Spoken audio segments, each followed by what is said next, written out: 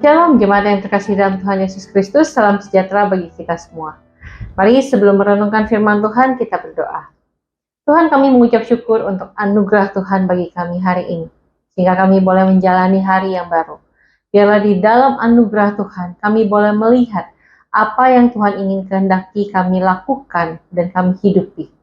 Di dalam nama Yesus Kristus kami berdoa. Amin. Saudara, saya yakin sebagian besar dari kita pernah naik kereta. Pernahkah saudara mengalami waktu sudah mepet, kita udah lari sekuat tenaga, dan tinggal selangkah lagi. Tapi tepat di depan kita, pintu tertutup. Terlambat. Bagaimana rasanya? Kesal? Kecewa?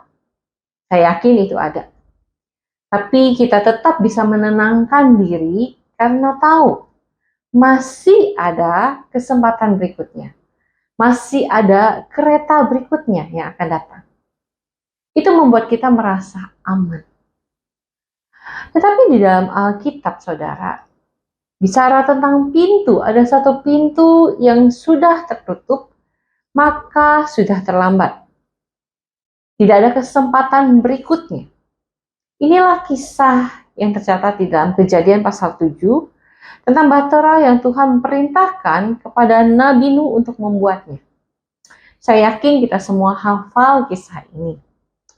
Kejahatan manusia semakin merajalela, Nuh dipanggil Tuhan untuk taat dan membuat bahtera, meskipun ditertawakan orang banyak. Air bah memenuhi bumi selama 150 hari. Saudara, itulah kisah dari air bah. Namun ada satu titik penting yang seringkali terlewatkan oleh kita dari kisah ini. Ayat 16. Katakan demikian.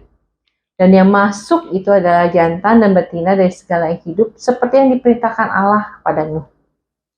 Lalu Tuhan menutup pintu bahtera itu di belakang Nuh. Saudara, pernahkah kita sadar di seluruh kisah air bah, ini adalah salah satu tindakan Tuhan yang dicatat secara sangat personal. Bukan Nuh yang tutup pintu, bukan Nuh yang menjaga bahtera, tetapi Tuhan sendiri, Dia yang menutup pintu itu. Dan ketika Tuhan menutup pintu itu, penghakiman dimulai. Semua orang yang ada di luar pintu tidak punya lagi kesempatan untuk masuk ke dalamnya. Tuhan menutup pintu bahtera. Menyatakan dengan jelas Tuhan yang punya kuasa atas keselamatan dan juga penghakiman. Namun yang mengerikan, manusia seringkali seperti orang banyak pada waktu itu memilih hidup seolah-olah penghakiman Tuhan itu tidak nyata.